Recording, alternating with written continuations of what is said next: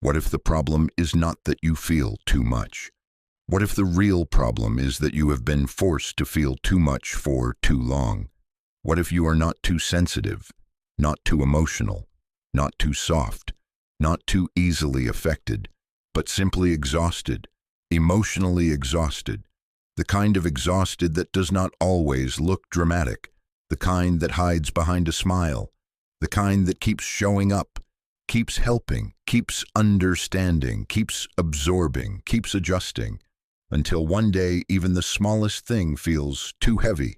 A message, a tone, a delay, a change in energy, a little disappointment, a small misunderstanding, and suddenly you feel like you are falling apart over something small. But it was never small. It only landed on a nervous system that was already carrying too much. So if you have been calling yourself too sensitive, if other people have made you feel like you are too much, if you have started apologizing for the depth of your emotions, this video may change the way you see yourself. Because what you call sensitivity may actually be depletion. What you call weakness may actually be overwhelm. And what you call being too emotional may be the cost of being emotionally overused. In this video, I want to show you 7 signs that you are not too sensitive. You are emotionally exhausted, and by the end, you may stop blaming yourself for what was never a character flaw to begin with. Before we go deeper, let's make something clear. This is not about denying sensitivity. Sensitivity is not the enemy. In many ways, sensitivity is a gift. It allows you to notice what others ignore. It helps you read energy, feel nuance, and recognize pain that has not even been spoken out loud. But when a sensitive person lives too long in stress, too long in emotional labor, too long in people-pleasing, too long in survival mode, that gift begins to feel like a punishment, not because sensitivity is wrong, but because exhaustion changes everything. It changes how long you can stay patient, how much you can carry, how clearly you can think, how safely you can rest, how deeply you can trust yourself. And that is when people start saying things like, "Why am I reacting like this? Why am I crying so easily? Why does everything feel so heavy? Why can't I handle what other people seem to handle?" The answer is not always that you are weak.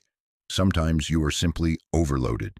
And once you understand that, you stop attacking yourself and start listening to what your mind, body, and heart have been trying to say all along. So let's begin. Sign 1.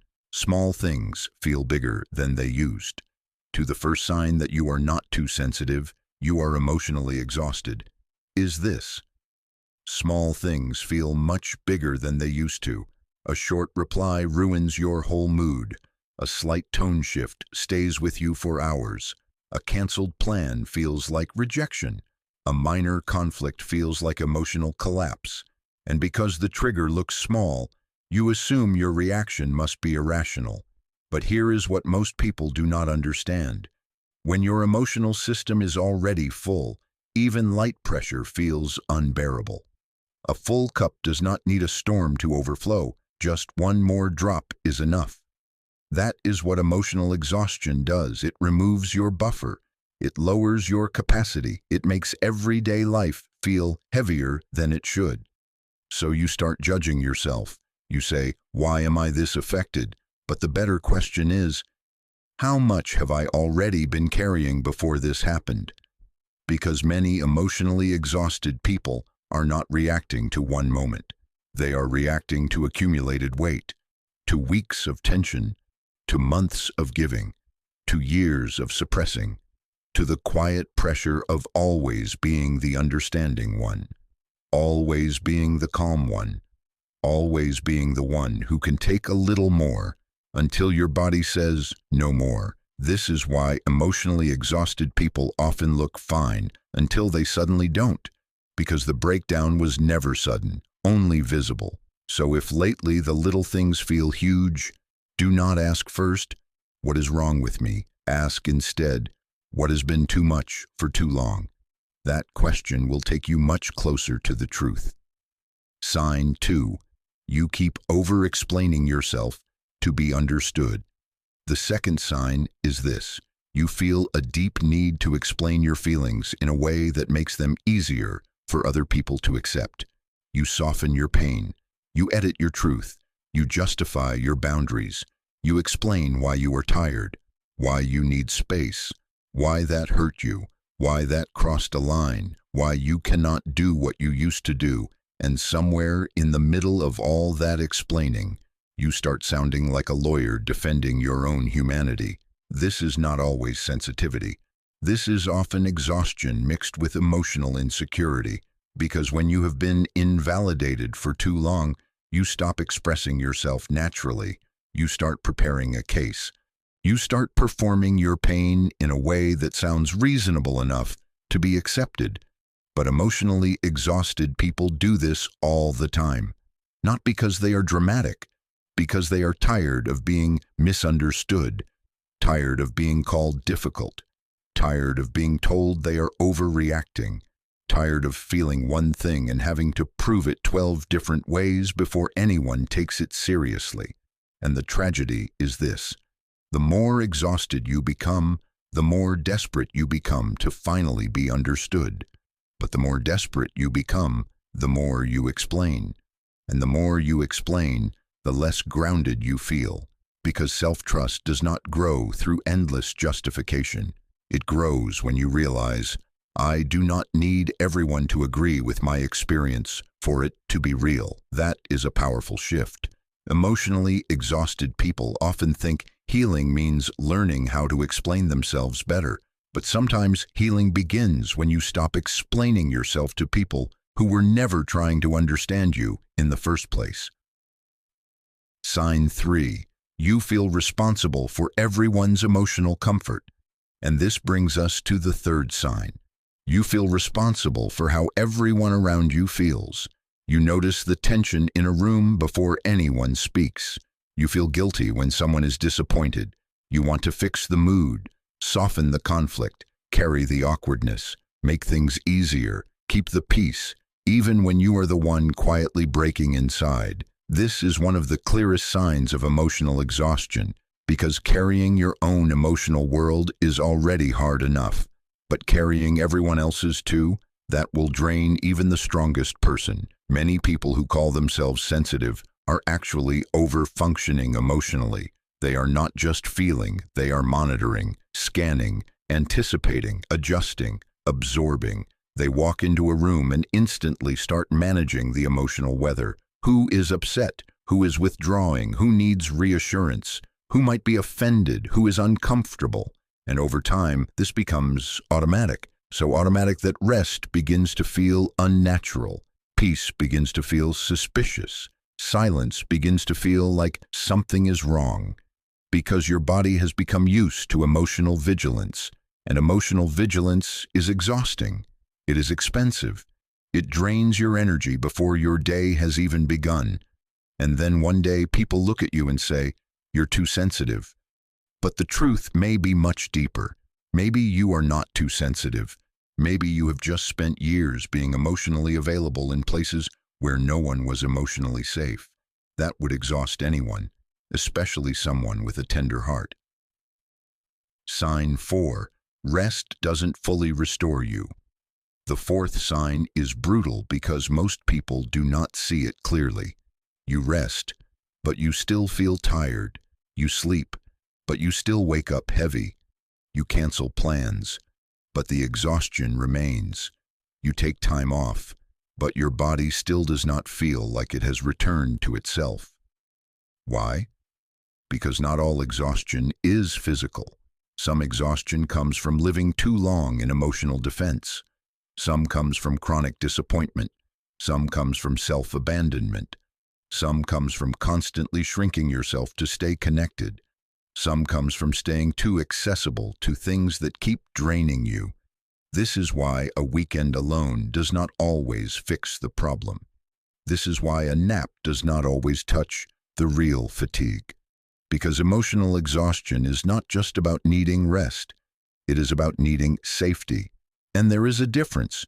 You can rest in a bed and still not feel safe. You can sit in silence and still feel internally braced. You can have free time and still feel emotionally on call. Because if your nervous system has learned that life is unpredictable, that love is inconsistent, that peace can disappear at any moment, then your body will not relax just because your calendar is empty. This is why healing is deeper than rest. Healing is when your mind no longer feels hunted by everything it has been carrying. Healing is when your body no longer expects emotional danger in every pause. Healing is when your soul no longer feels like it must earn the right to exhale. So if rest is not restoring you the way it used to, do not assume you are failing at self-care. You may simply need a kind of recovery that goes deeper than sleep.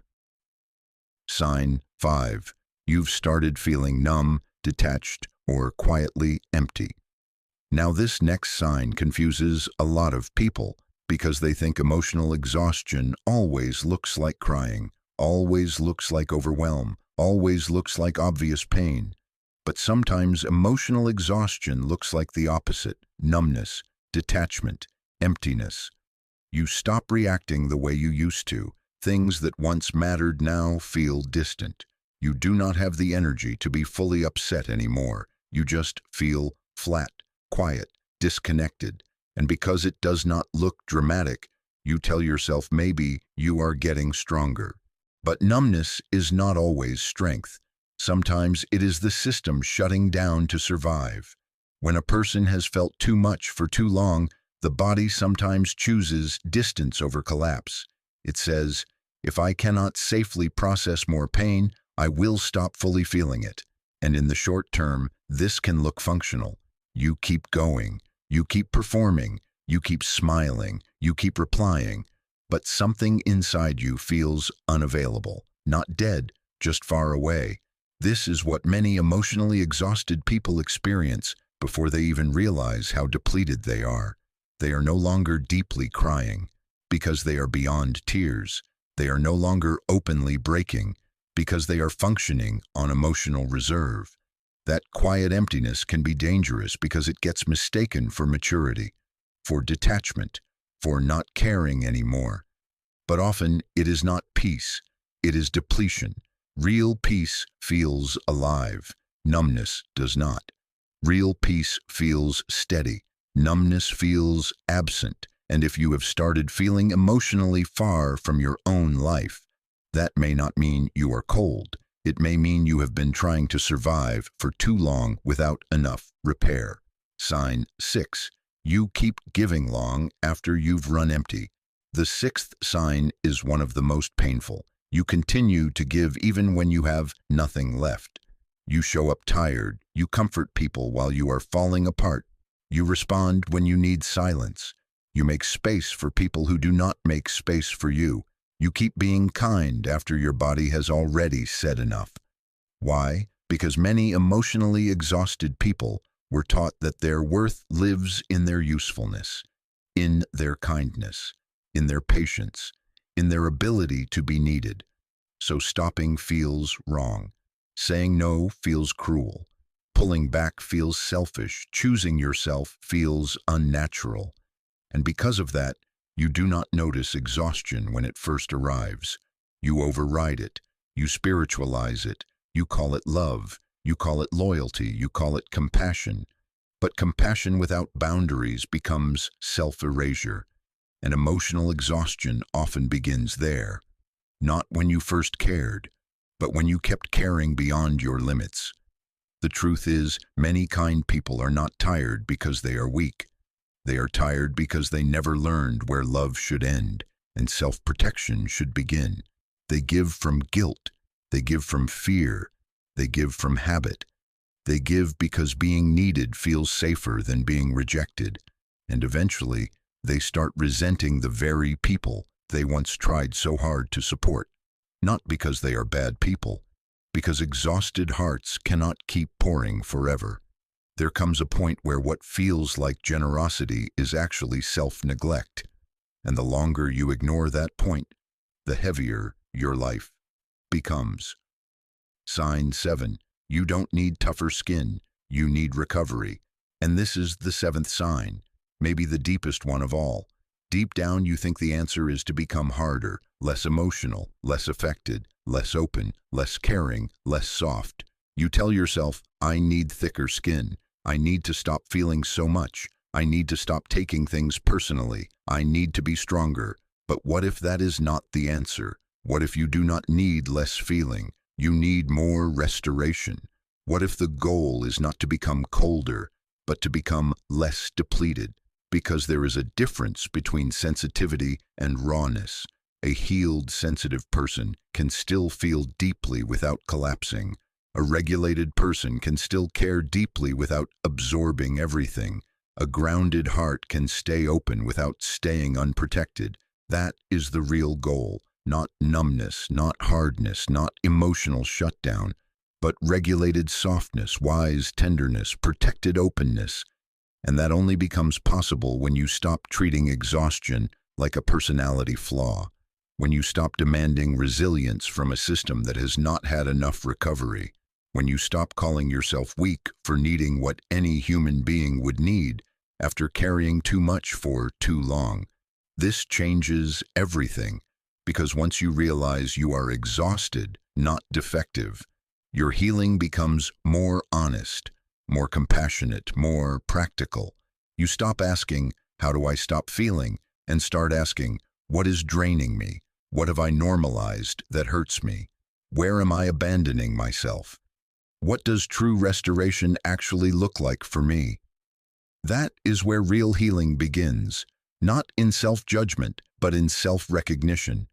So what do you do if this video feels painfully familiar? You begin by telling the truth, not the polished truth, not the socially acceptable truth, the real one.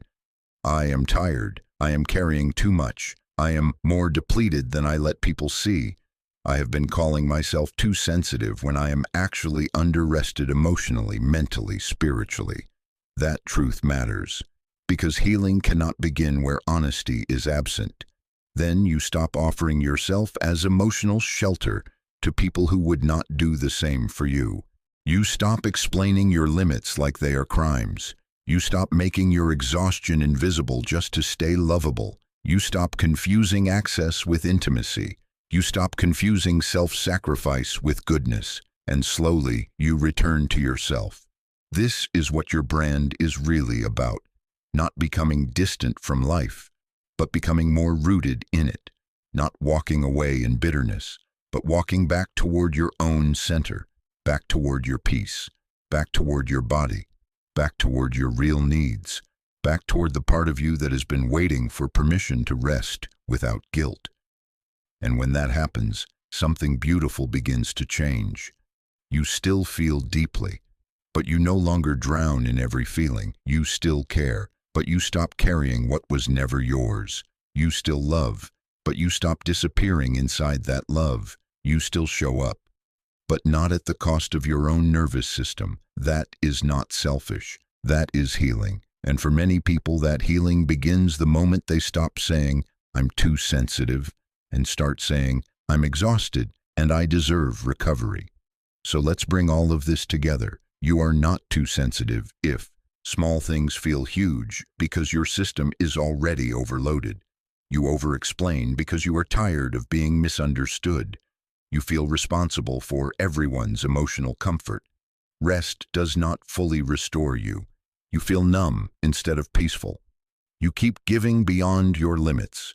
And deep down, you think the answer is to become harder instead of more healed. That is not weakness. That is emotional exhaustion.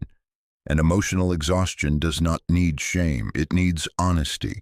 It needs space. It needs boundaries. It needs recovery. It needs gentleness. It needs a life that does not demand your constant self-abandonment. If something in this video felt like the truth you have been needing to hear, let it stay with you. And if this message found you at the right time, write this in the comments. I'm not too sensitive. I'm healing. Because sometimes the first step back to yourself is simply naming what is real. And if you are ready to protect your peace, rebuild your energy, and come back home to yourself, stay with this channel. There is more healing ahead.